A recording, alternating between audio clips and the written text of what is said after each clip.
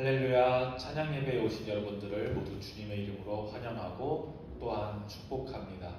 지금 모여서 찬양하는 이 시간이, 지금 모여서 예배하는 이 시간이 성령님의 임재 안에서 성령님과 함께 하심으로 찬양하는 시간, 성령님과 함께 하심으로 기도하는 시간, 예배하는 시간이 되기를 원합니다.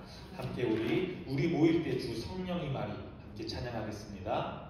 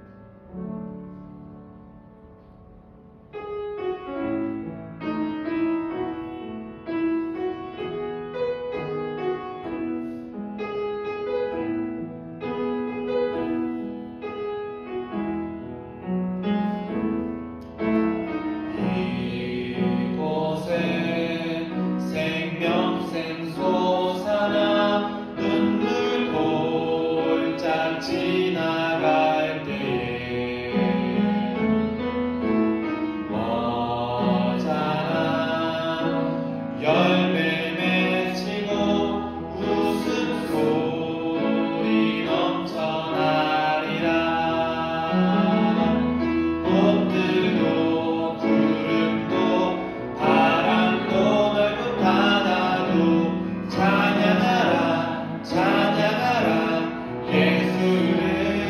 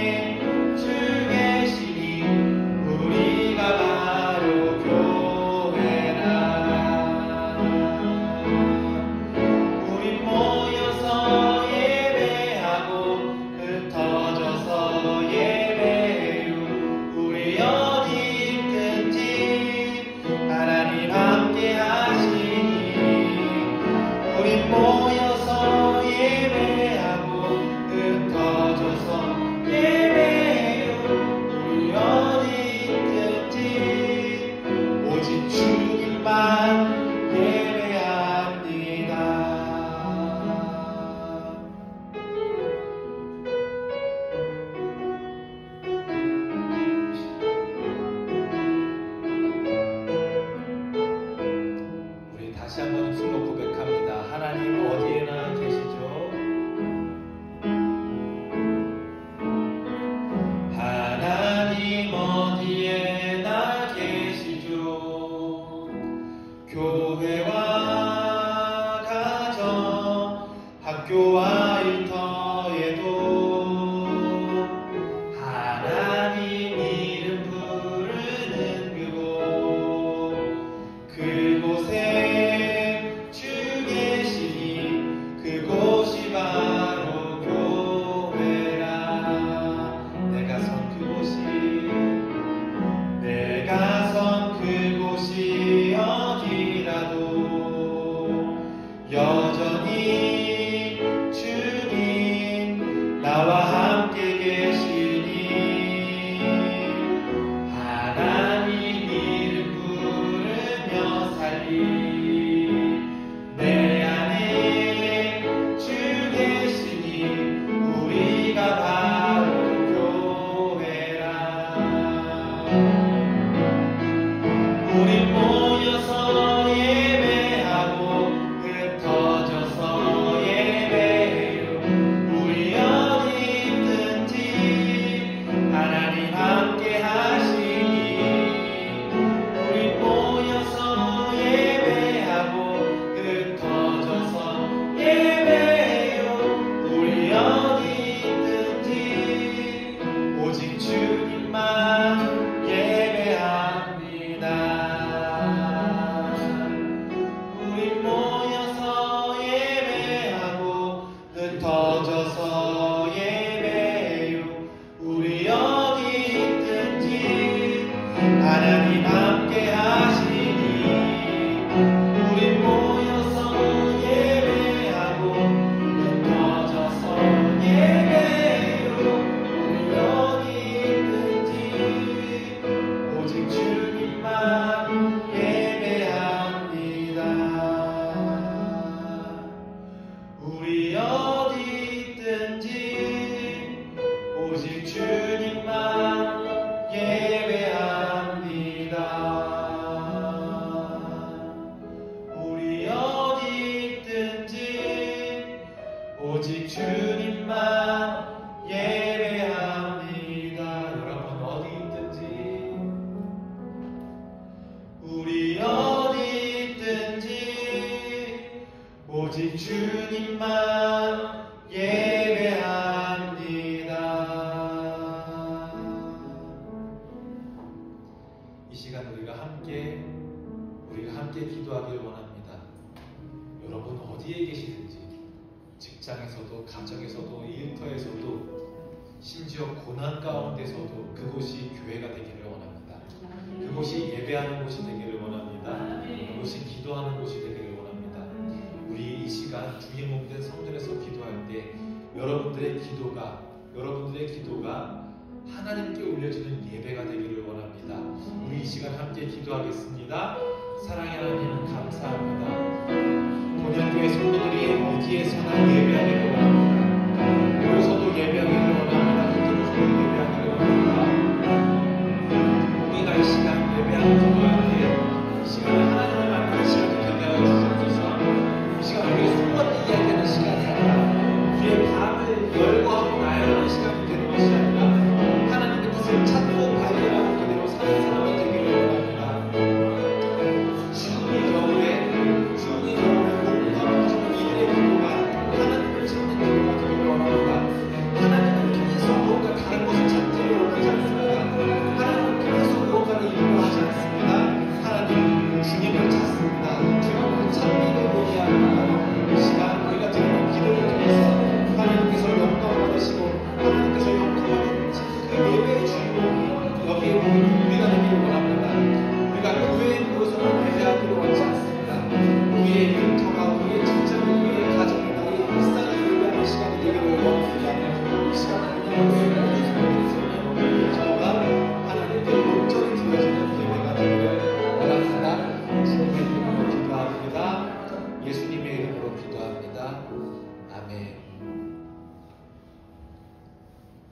우리 성경 보겠습니다. 오늘 하나님께서 우리에게 주시는 말씀은 신약 성경에 있는 베드로전서 2장 9절부터 10절까지의 말씀입니다.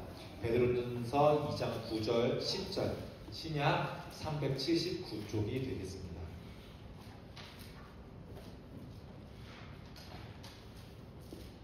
9절 10절 두 절의 내용을 우리가 한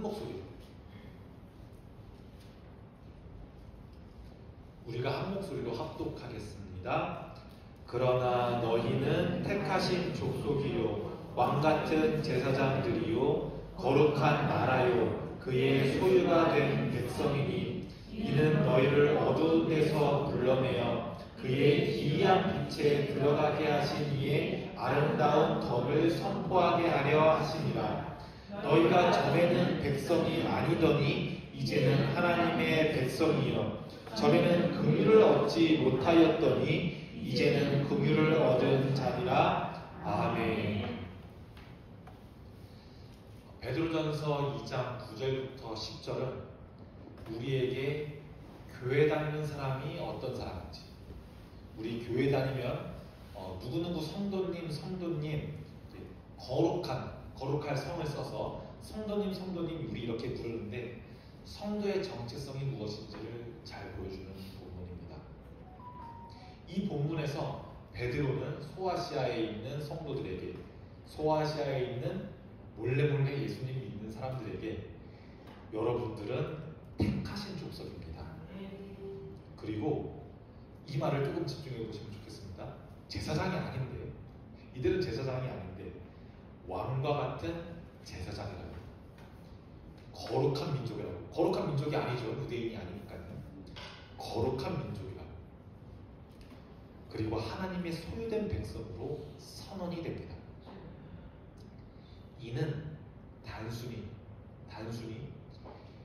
예수님을 믿어서 내가 이제 더 이상 죄인이 아니라 구원받았다, 개인의 구원이 아니라 개인의 구원의 특권을 넘어서서 구원받은 사람이라고 칭하지 않고 복수들로 표현되는 말을 씁니다. 거룩한 민족이다, 소유된 백성들이다, 교회의 공동체적 사명과 책임에 대해서 이야기해주고 있습니다. 그리고 나서 이제 전에는 어두운 곳에 있었지만 이제는 빛으로 인도하신 하나님의 은혜를 선포하고 삶으로 복음을 증거하라고 초대하는 말씀을 베드로전서에서 말씀하고 있습니다. 이 말씀은 우리 장로교의 굉장히 중요한 교리인 만인 제사장 교리를 담고 있는 말씀입니다. 만인 제사장설, 만인 제사장 교리, 뭐라고 불러도 크게 상관은 없는데 이 교리는 모든 신자가, 교회 다니는 모든 이들이, 어린이들도, 세례받지 않은 어린이들도 하나님 앞에서 동일한, 목사든지 목사가 아니든지 신부이든지 신부가 아니든지 동일한 제사장적 역할을 수행할 수 있다는 이야기입니다. 종교개혁자 마틴 루터를 최근에 많이 이야기하는 것 같습니다. 마틴 루터는 이 교리를 통해 성직자와 평신도 간의 계급적인 구분을 부정하고 모든 하나님 믿는 사람들이 하나님께 직접 나아갈 수 있다. 성직자를 통해서가 아니라 직접 하나님께 나아갈 수 있음을 강조했습니다. 베드로전서의 2장 9절에 나타난 너희는 왕같은 제사장, 너희는 제사장이요 라는 표현은 이 만인 제사장서를 잘 보여줍니다. 루터의 이 주장은 엄청난 주장이었습니다. 엄청나게 혁명적인 주장이었습니다. 그는 감히 성직자 없이, 감히 신부님 없이 성도가 하나님의 말씀을 읽을 수 있다고 강조했습니다. 감히 자기네 나라로 된 말로 여러분이 직접 성경을 읽을 수 있다고 강조했습니다. 여러분들이 읽으셔야 합니다. 여러분들이 해석하셔야 합니다. 여러분들이 신부님을 통해 기도하는 것이 아니라, 그래서 우리는 고해성사를 하지 않습니다. 우리의 잘못을, 여러분들의 잘못을 저한테 말씀하지 않으십니다. 여러분들은 기도를 직접 하나님께 예수님의 이름으로 기도하라고 말합니다. 이런 사상이라고 말하면 조금 안 될 것 같네요. 이런 교리는 교회 사역이, 교회가 단지 성직자들의 의회에 굴러가는 것이 아니라, 성직자들의 의회, 교회 사역이 감당되는 것이 아니라 모든 신자가 함께 이루어가야 할 사명임을 보여줍니다. 저도 그 중에 한 명일 뿐입니다. 다만 설교를 준비하고 예배를 진행하는 역할로 함께 할 뿐입니다. 그래서 교회 분리수거하는 건 허들의 일이고 말씀 준비하고 전하는 건 굉장히 귀한 일이라고 우리 교회는 보지 않습니다. 차량 운행하는 건 허들의 일, 음식 준비하고 설거지하는 건 귀찮은 봉사, 그리고 이 설교 전하는 건 굉장히 성스러운 일이라고 우리 교회는 보지 않습니다.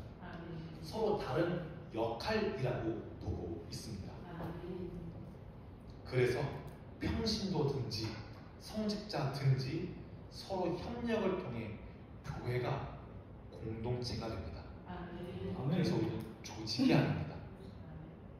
그래서 나중에 우리 교회가 50명, 60명, 70명이 되더라도 교회 앞에 여러분 회사 가면 많이 보시죠? 담임 목사, 밑에 시무, 장로, 밑에 안수집사, 이렇게 절대 나열하지 않을 겁니다. 왜냐하면 교회는 조직이 아니기 때문입니다. 어쩔 수 없이 세상 안에 살아가면서 종교단체, 법인 이런 이름을 띠고 성격을 띠지만 우리는 그런 성격이 아닙니다. 이러한 생각이 베드로전서 2장 9절에 굉장히 강하게 나타납니다. 이런 만인 제사장 교리는 역사의 굴곡을 거칩니다. 만인 제사장 교리가 정해진 다음에 그대로 이어져 오는 것이 아닙니다. 초대교회 시대, 그러니까 이 베드로전서가 읽고 쓰여졌던 시대에 말씀하는 거죠. 그러니까 예수님이 하늘로 올라가시고 교회라는 것이 생기고 교회라는 것이 전파되고 했던 100년대 전후 많은 제사장설이 이미 기본 개념이 존재했습니다. 우리가 읽은 베드로전서 2장 9절 그리고 히브리전서 4장 16절에는 뭐라고 나오냐면요,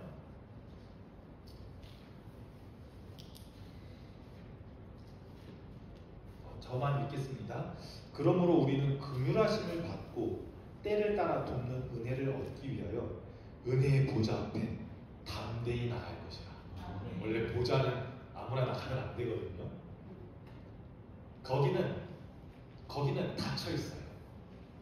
휘장으로 닫혀 있어요. 지성소는 닫혀 있습니다.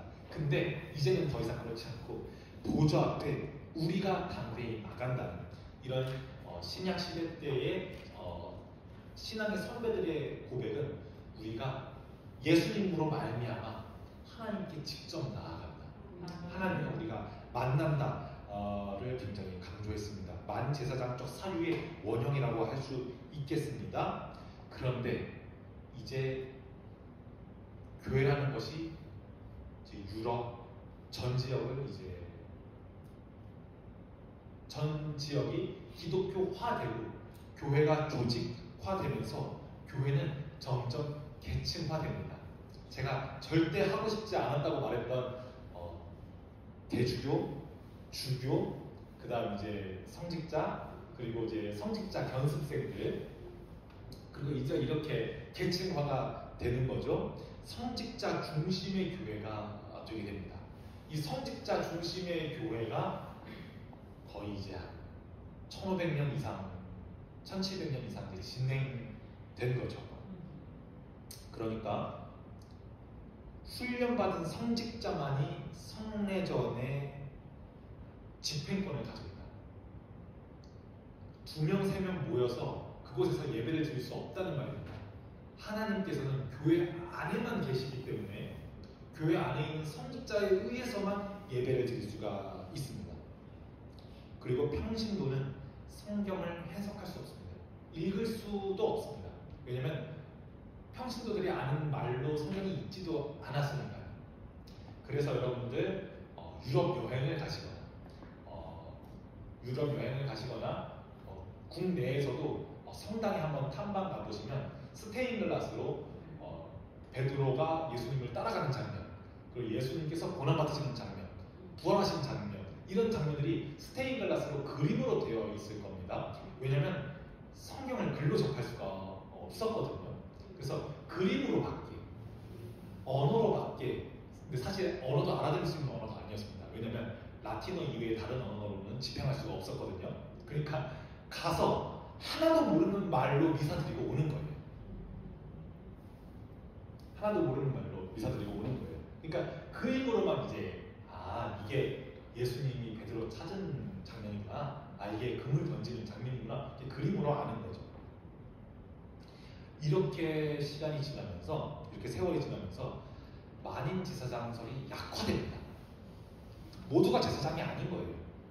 제사장은 저기 예배 집행하시는 저기 저 앞에 있는 신부님만 제사장이지, 저기 앞에 있는 목사님만 제사장이지, 나는 제사장이 아닙니다. 그래서 예배에 우리 어른들은 이렇게 말씀하실 때 예배 보러 가자, 예배 보러 가자, 이제 하는 거죠. 예배가 참여하는 게 아니죠. 내가 예배 참여하는 게 아니라 가서 예배 안에 자리를 지키고 들을 수 있는 말들은 듣고 오는 겁니다. 그런데 이제 마르틴 루터가 종교개혁을 하면서 지나친 성직자 중심주의를 비판합니다. 그러면서 우리 만인 제사장 다시 회복해야 합니다. 우리 너무 오랫동안 1000년 넘는 기간 동안 우리 이거를 지금 잊고 있습니다 말합니다. 마틴 루터가 한 말은 이와 같습니다.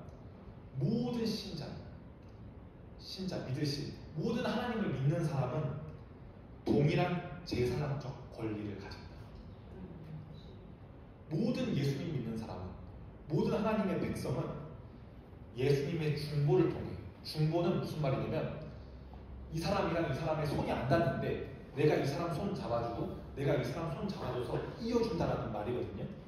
중보자라는 말은 이어주는 사람입니다. 예수 그리스도의 중보를 통해 하나님께 직접 나아갈 수 있으며 이 과정에서 성직자가 필수적이지 않다. 그리고 성경은 모든 이들에게 열려 있어야 한다. 성경은 성직자의 것이 아니다. 그러면서 이제 성경 번역의 역사가 이제 시작됩니다. 그리고 모든 신자는 자기 삶 속에서 예배드릴 수 있다. 모든 삶 속에서 예배드릴 수 있다. 교회 안에 하나님이 갇혀있지 않다. 그래서 여러분들의 삶을 통해서 복음을 전하고, 여러분들 교회에서 많이 듣는 말씀이죠. 삶을 통해서 복음을 전하십시오. 삶을 통해서 예배하십시오. 이제 이런 사고가 1000년을 넘게 잠들어 있다가 이제 다시 우리 세상에 나오게 됩니다. 그래서 우리 교회도 많은 변화가 있었습니다. 교회 학교라는 것이 생기고 교회 학교 선생님이라는 것이 생겼죠. 우리 되게 당연하게 생각했죠. 당연한 봉사라고 생각했죠. 이 교회 학교 선생님이 돼서 여러분 마태복음 찾아볼까요? 예수님이 부활하셨어요. 이렇게 우리가 평신도의 입으로 말할 수 있는 게 얼마나 큰 축복인지 진짜 모릅니다. 이제 당시 입장으로 보면 감히 성도가 성경을 자기가 읽고 누군가에게 그 말을 전한다는 이것이 우리가 얼마나 이 당연하게 누리는 것들이 얼마나 축복인지 모릅니다. 교회 학교, 그리고 예수님의 사랑을 내 손으로 전하는 봉사, 이런 것들이 이제 만인 제사장 교회가 이 안에 기저에 있는 것이죠. 이 만인 제사장 교회의 실천적 결과라고 볼 수 있는 것이죠. 그런데 여전히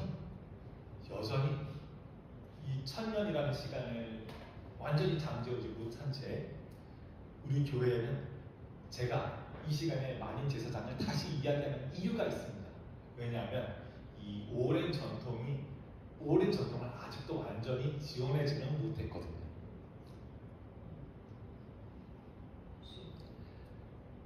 게다가 우리 한국의 토양인 유교 문화와 더해져서 뭐랄까요? 목사님을 목자로 보는 경향이 있습니다. 설교하는 목사님을 목자로 보는 경향이 있고, 감히 평신도는 함부로 교회에서 행동하지 못하고 목사님의 언명이 떨어져야만, 그쵸? 임금처럼 생각하는 거예요, 목사님. 목사님의 언명이 떨어져야만 네 하고 이제 순종하는. 그래서 하나님께 순종하는 것이 아니라 목사님께 순종하는 이제 이런 문화가 우리 한국 교회에 아직도 많이 있습니다. 한국 교회에서 왜 이렇게 많은 제사장이 약화될까? 왜 내가 예배에 참여한다고 내가 예배의 주체가 아니라 좋은 설교 듣는 그런 영화관에서 영화 티켓을 끊고 재밌게 잘 보고 왔다 하는 것처럼 왜 예배가 계속 이렇게 돼가고 있을까 생각해보면 우리 교회에 많은 제사장, 우리 모두가 제사장이라고 하는 생각이 다시 한번 선포될 필요가 있다. 이 생각이 다시 한번 선포될 필요가 있습니다. 아직도 교회에서는 여전히 성직자가, 목사님이 사역을 주도하는 중심 인물로 간주됩니다. 아직도 성직자와 평신도 간의 위계적 구분의 역사가 완전히 지워지지는 않았습니다. 그렇다고 해서 이 말이 목사라는 직분이 필요 없다라는 말은 아닙니다. 왜냐하면 말씀을 연구하고 공부하고 성도들을 위해서 설교를 준비할 사람은 필요하니까요. 아멘. 그 뜻이 아니죠. 또 시대가 근대화되면서 이제 한 사람은 한 가지 일만 할 수가 있게 됐습니다. 무슨 말이냐면 공장이라는 것이 생기고 근대화 이유가 되면서 한 사람이 신발을 온전하게 만들 수가 없는 거예요. 그러니까 단추 붙이는 사람은 단추 붙이는 것에만 전문가입니다. 여러분들도 이해가 되시죠? 이제 점점 김치를 만들 줄 아는 사람은 줄어들 겁니다. 김장을 담글 줄 아는 사람은 줄어들 겁니다. 예를 들어서 나의 삶을 안전하게 할 수 있는 그런 보험과 같은 일들, 이걸 이제 할 줄 아는 사람들이 줄어들고 보험 관련 사람에게 이제 맡기고 이제 이렇게 되는 거죠. 그래서 이제 이 문제가 무엇이냐면 하나님의 말씀을 몰라도 하나님의 말씀을 읽고 하나님의 말씀을 묵상하고 하나님의 말씀을 내 삶에 적용하는 건 전문적으로 신학을 하시는 목사님께서 하실 일이지 우리 일은 아니야. 나는 학교 가야 되고 나는 직장 가야 되고 이건 내 일은 아니야. 그러니까 이제 여기에도 아직 남겨져 있는 겁니다. 만인 제사장설이 회복돼야 하는 이유는 여기에 있습니다. 여러분들도 정말 성경 읽으셔야 됩니다. 제가 성경을 열심히 읽어서 여러분들도 저를 따라오라고 이렇게 말하는 것이 아닙니다. 여러분들에게 하나님 앞에 나아갈 수 있는 충분한 기회와 권리와 장이 주어졌는데 이것들을 잘 못 살리셔서 안타까운 마음에 전합니다. 그래서 제가 아까 목사님은 목자가 아니라고 말씀드린 겁니다. 목자는 하나님이시죠. 목자는 우리가 그리스도로 고백하는 예수님이죠. 저는 기껏해야 조금 앞에 있는 양, 조금 더 앞에 있는 양 정도입니다. 기껏해야. 왜냐면 저도 하나님을 쫓아가야 되거든요. 저도 예수님을 쫓아가야 되거든요. 그래도 담임 목사로서는 여러분 여기에요. 여기 저기 있어요. 저기 이렇게 말하는 양 정도가 되겠네요. 그런데 왜 계속 교회에서는 이게 약화될까?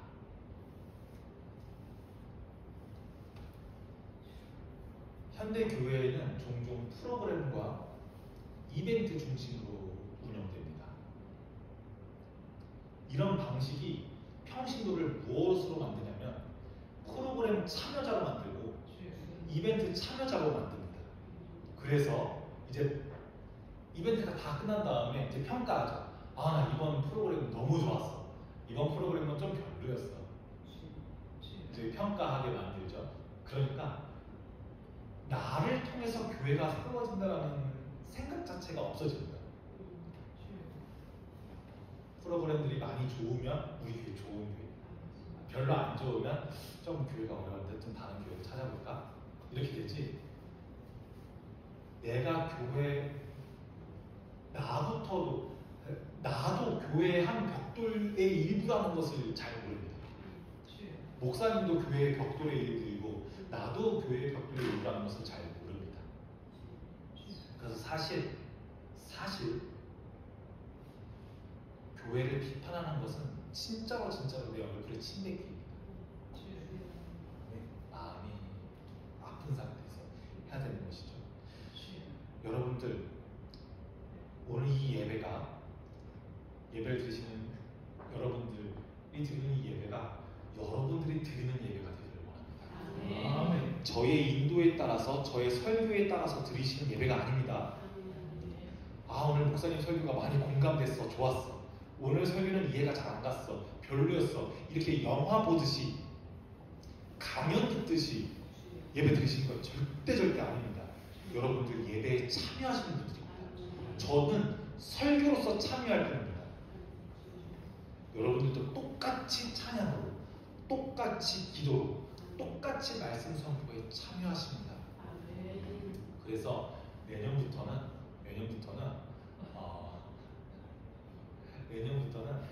우리 지금은 오랫동안 안수 집사님,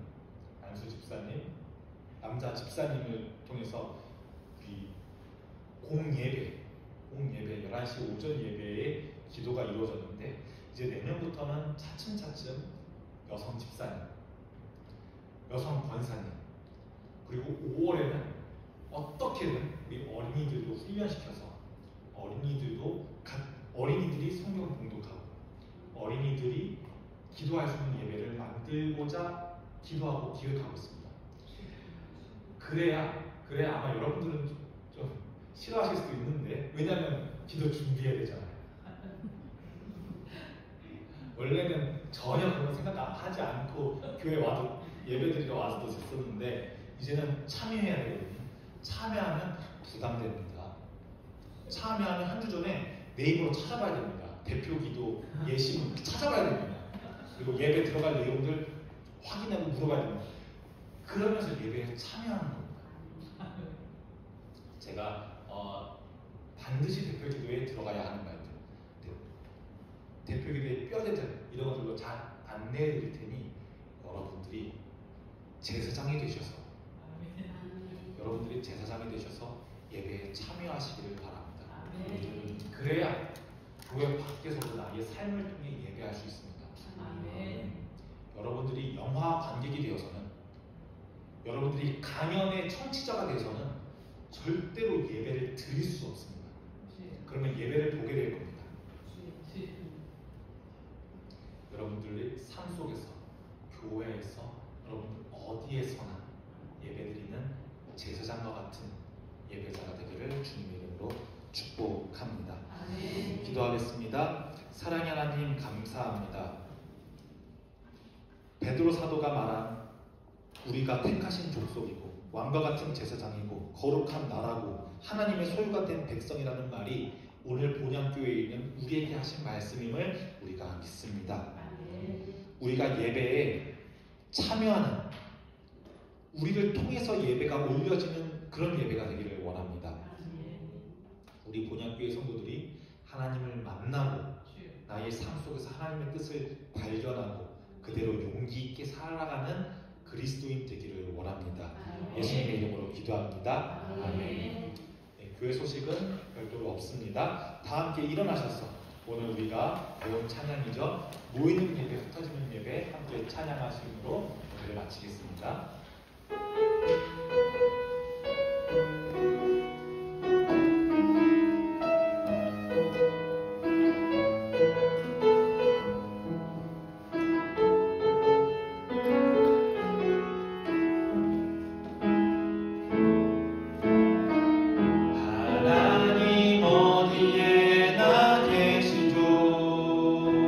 교회와 가정, 학교와 일터 예고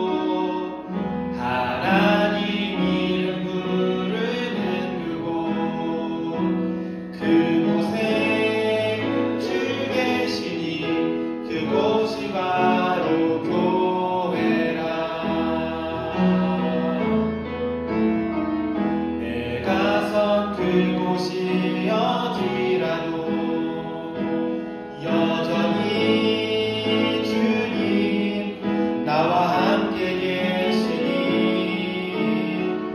하나님 이름 부르며 살리 내 안에 주 계시니 그리가 바로 교회라. 우리 모여서 예배하고 흩어져서 예배해요. 우리 어디 있든지 하나님 함께 하시니 우리 모여서 예배하고 흩어져서 예배해요.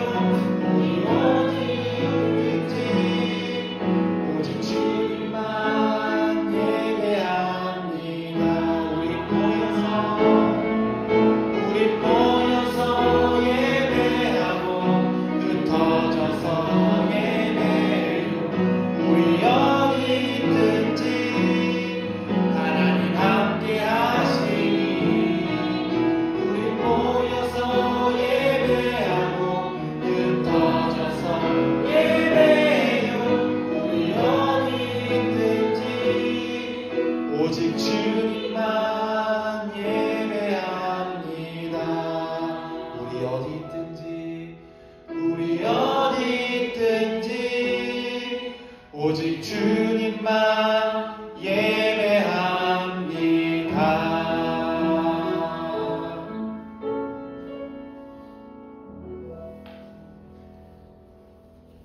지금은 예수 그리스도의 은혜와 하나님의 사랑하심과 성령님의 감동케 하고 교통케 하심이 교회에 있든지 삶 속에 있든지 나의 삶의 모습이 어떠하든지 기쁨 가운데서 슬픔과 고난 가운데서도 오직 주님을 예배하는 본향교회의 모든 성도들과 그들의 가정과 삶 가운데 날마다 그리고 그 삶 속의 순간순간들마다 영원히 함께 하실 것을 간절하게 축원하옵나이다. 아멘.